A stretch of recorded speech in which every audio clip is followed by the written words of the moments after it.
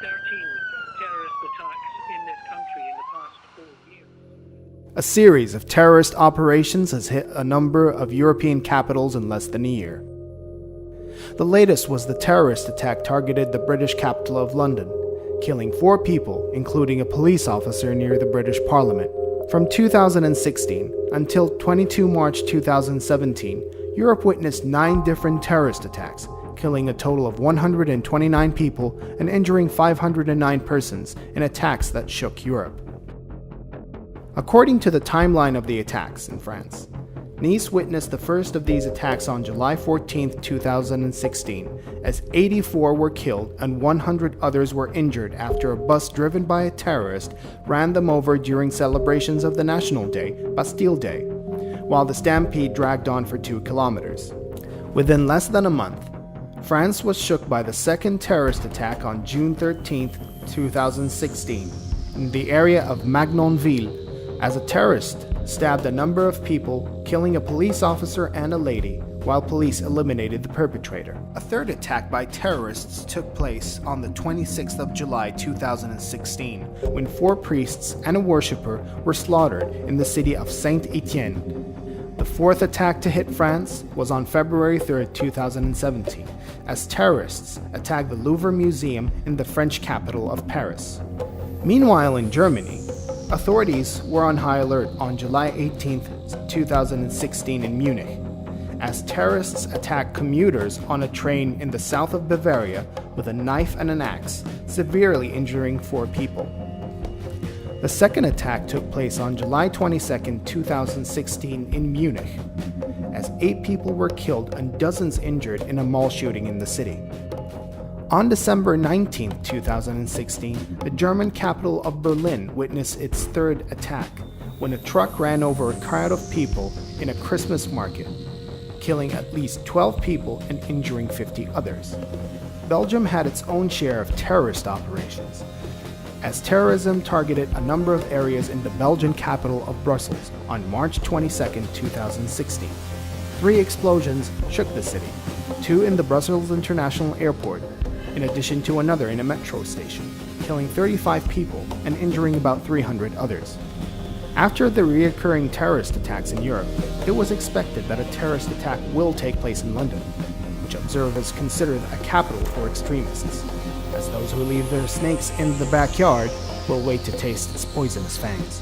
And on March 22, 2017, London, the oasis of international democracy, was hit by the latest wave of terrorist attacks, and an indication that points towards the expanding circle of terrorist operations in Europe, as every month, Europe witnesses a new attack, causing hundreds of victims.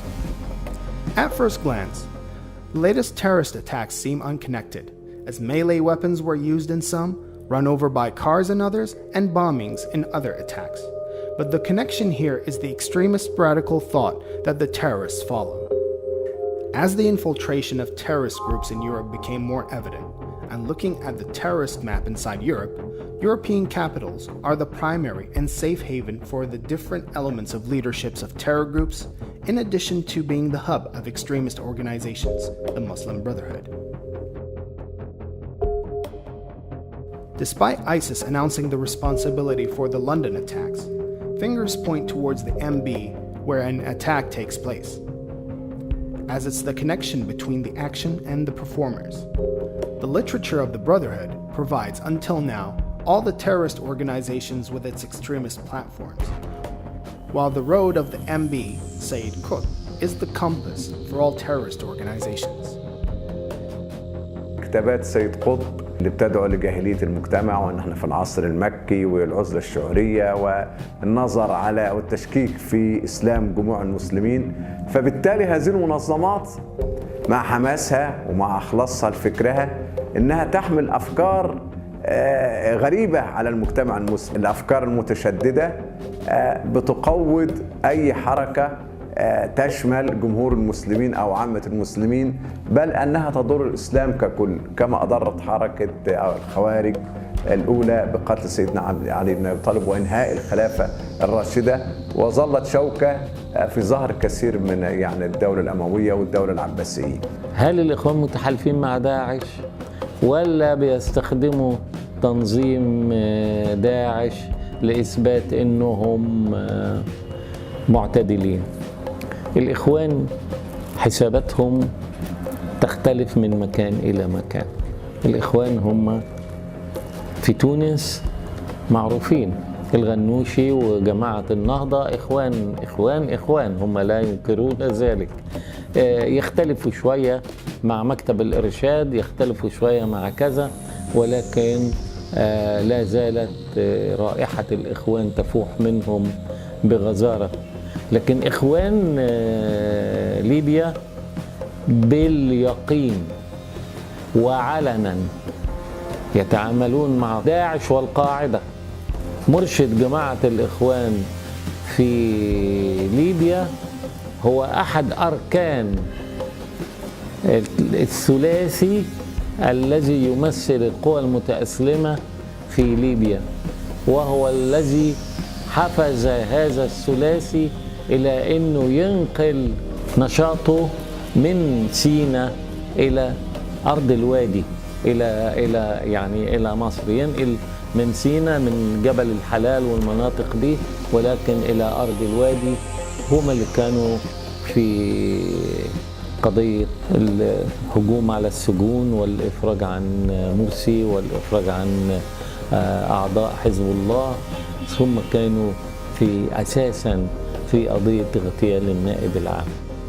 The MB's use of the democratic atmosphere in Europe, and the UK in particular, has been going on for decades. The International MB organization benefited from such an atmosphere. Major powers used them as a tool to play with and use when needed to put pressure on the Arab and Middle Eastern states. Historically, the MB infiltration in Europe began in the 1950s, starting from Hamburg, Germany, as the MB established the Islamic Center in Hamburg before the Brotherhood's funds moved to the Swiss city of Geneva, and established the Islamic Cultural Center there in 1961 to be the main core for MB organizations in Europe. The most prominent name in the international MB organization is Said Ramadan, the in-law of the MB founder al-Banna, who established the Islamic Center in Hamburg before the Islamic Cultural Center in Geneva to be a pivoting point for the MB infiltration in Europe. جماعة الإخوان المسلمين لها علاقات أوروبية وثيقة قديمة جدا. بدأت في بداية الخمسينيات 53-54 عندما أسس سعيد رمضان مركز الإسلامي في هامبورغ. والمركز الإسلامي في هامبورغ تمركز في مكان ذا قيمة مفيدة جدا له، لأنه حيث توجد كمية كبيرة من الطلبة المسلمين اللي بيدرسوا في ألمانيا، بالذات في جامعة هامبورغ، من الذين جرى تجنيدهم في المركز الإسلامي في هامبورغ الطالب كلية الهندسة أربكان. وأربكان تحول إلى إخوان مسلمين. وعايز أقول معلومات يمكن ناس كتير ما تعرفهاش، هو الذي ترجم كتاب معالم في الطريق بتاع سيد قطب إلى اللغة التركية، وعاد بعد ذلك إلى أنقرة حيث درس في مسجد اسكندر صادة كتاب معالم في الطريق حتى أوقفته السلطات. سعيد رمضان بعد ذلك انتقل بأمواله، مش أمواله هو، يعني أموال الجماعة، إلى سويسرا. وعايز أقول إن سويسرا كانت في فترة من الفترات مركز أساسي للتمويل لجماعة الإخوان المسلمين. وسعيد رمضان كان عنده كنز الجماعة، ويقال إنه كان 2 مليون مارك ذهب. سعيد رمضان متزوج بنت حسن البنا، أرسلوا سيف الإسلام حسن البنا يعني خالي الأولاد. فين الفلوس يا رجالة؟ ما شفناش حاجة. ولحد دلوقتي هذا الكنز اختفى. لكن مع يعني هناك معركة حقيقية حصلت، هي إنه الحكومة المصرية أرسلت، يعني أجهزة الأمن المصرية أرسلت أحد الملحقين التجاريين للبحث حول هذا الموضوع. هذا الملحق قتل في جنيف، وكان هناك حالة من التواطؤ الغريبة، هي أن المدعي العام السويسرية فتشت بيت الملحق ده أولا وأخذت الأوراق منه ثانيا، ثم أبلغت السفارة المصرية في لاهاي إن الملحق بتاعها توفى. على أي حال، حتى أيمن الظواهري كان مقيم في سويسرا. أنا شخصيا شفت أيمن الظواهري في مطعم تونسي في سويسرا، ونشرت ده في جريدة الأهالي. وعلشان كده لما حصلت المذبحة الإرهابية ضد السويسريين في الأقصر، ومبارك في الوقت ده قال للوزير الداخلية ده تهريج، وسويسرا استخدمت التعبير ده، الفيلم ده، مطالبة بتعويضات كبيرة لهم. فالحكومة المصرية ردت عليهم: انتم بتقول ارهابيين، وانتم كان عندكم ايمن الظواهري. بعد احداث سنة 1954 الصدام اللي حدث بين الاخوان وجمال عبد الناصر وحركة ثورة يوليو، بدأ عدد كبير من الاخوان يترك مصر او يفر من مصر الى اوروبا او دول الخليج. وكان الناس اللي فروا لسويسرا من اهمهم اللي هو الدكتور سعيد رمضان، اللي هو كان السكرتير الشخصي لحسن البنا وصهره، وده ظل في سويسرا وتنقل بين سويسرا وألمانيا، وبعدين أسس في ألمانيا سنة 1958 الجمعية الإسلامية، ودي كانت بتضم كل الإخوان اللي فارين من عبد الناصر. وساعد على كده ان ألمانيا الغربية قطعت علاقتها بكل الدول اللي اعترفت بألمانيا الشرقية. كانت ألمانيا الشرقية موجودة وقتها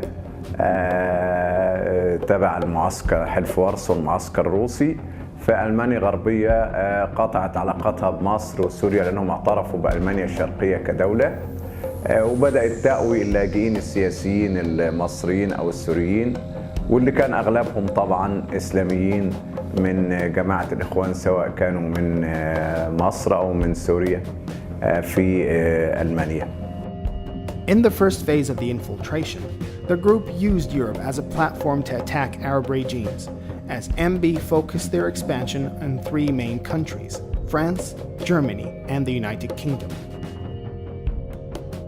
The choice of the MB for these states was not haphazard, because of the historic, geographical, and political elements. These states are considered the largest in Europe in terms of size and population,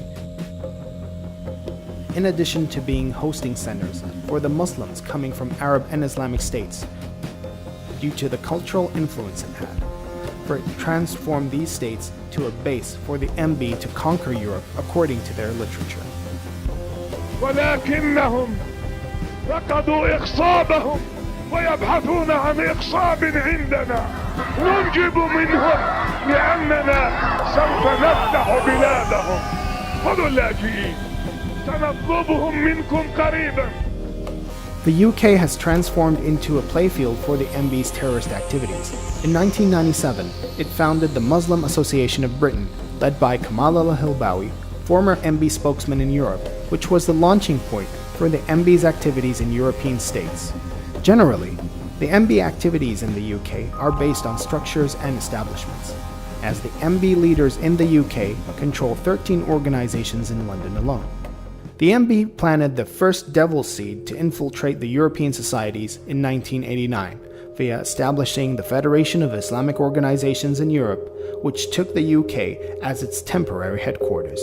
علاقة بريطانيا قديمة جدا بالإسلام السياسي، وإنها تريد أن تمسك بخيوط الإسلام السياسي بين في أيديها وعلى أراضيها وتحت مرأى ومسمع أجهزتها بمختلف طياراته. لو شفنا لندن هنلاقي فيها كل أطياف الاتجاه الإسلامي السياسي، من أول جماعة التبليغ للجماعة الإسلامية في باكستان وفي الهند، لجماعة الإخوان، لحزب التحرير الإسلامي. حركة الإسلام السياسي أو حركة الإخوان بالذات في بريطانيا بدأت في سنة 1963 مع بعض الطلبة اللي هم كانوا بيعتقدوا بفكر الإخوان، وظلوا كحركة سرية.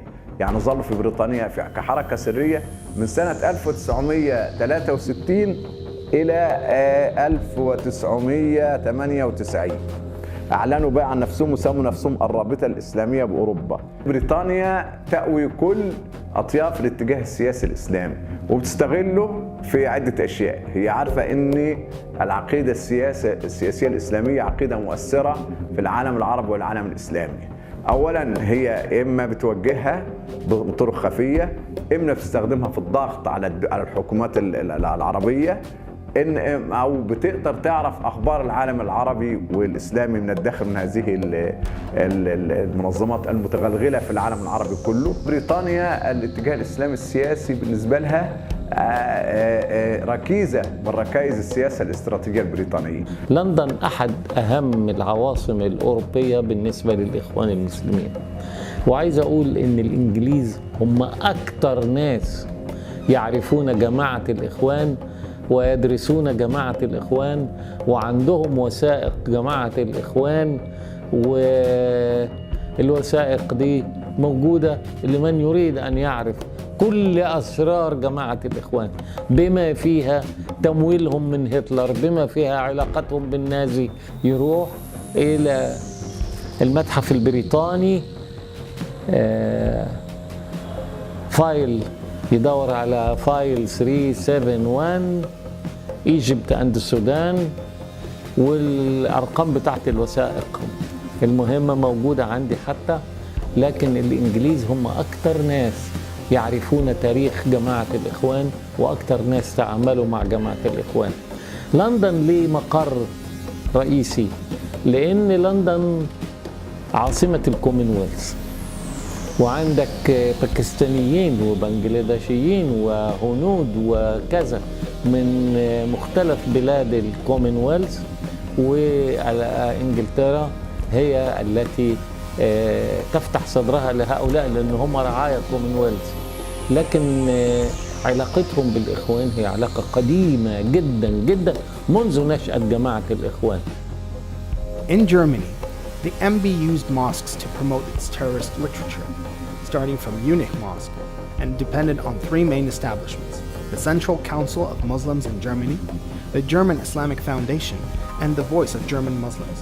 These establishments control more than 60 Islamic centers in Germany. In France, the Federation of Islamic Organizations was able to put more than 250 mosques and associations under its umbrella, using the MB cadres in North Africa.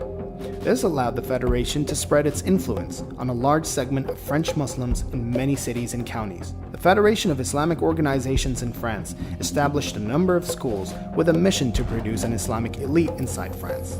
As it owns 5 out of 10 educational institutions existing in a number of French cities, for the MB to put its devilish seed to infiltrate the thoughts of the French society through education.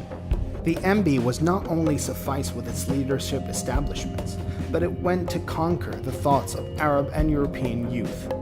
In 1996, they established the Federation of Islamic Organizations in Europe, their European Youth League, and other student organizations to be the voice of MB's youth in Europe. The League includes 37 associations in addition to a representation in the EU Parliament and the EU Commission, as the latter funds many of the association's activities. Women were part of the MB plans as well, as they established the European League for Muslim Women in Brussels, which was formed from 14 different organizations from Belgium, France, Switzerland, Denmark, Germany, Italy, the UK, Spain, Ireland, and Greece, in addition to Bosnia. With the increase in the organizations under its umbrella, the Federation of Islamic Organizations in Europe moved its headquarters to Brussels in 1997 for it to be close to the EU establishments. This move facilitated funding from the EU for the Federation's activities, in addition to pursuing Arab regimes with EU establishments, and from within the heart of the EU capital. The MB foundations and organizations mentioned represent only a drop in the sea controlled by extremist movements, centered by the MB to transform European capitals to an MB activity playground along with their terrorist partners. This led to spreading chaos in Europe. Let us see what will the future bring in addition to the EU decisions to face terrorist groups and its allies of extremist organizations, after the violence and terror moved from the Middle East battlegrounds to the hearts of the European capitals.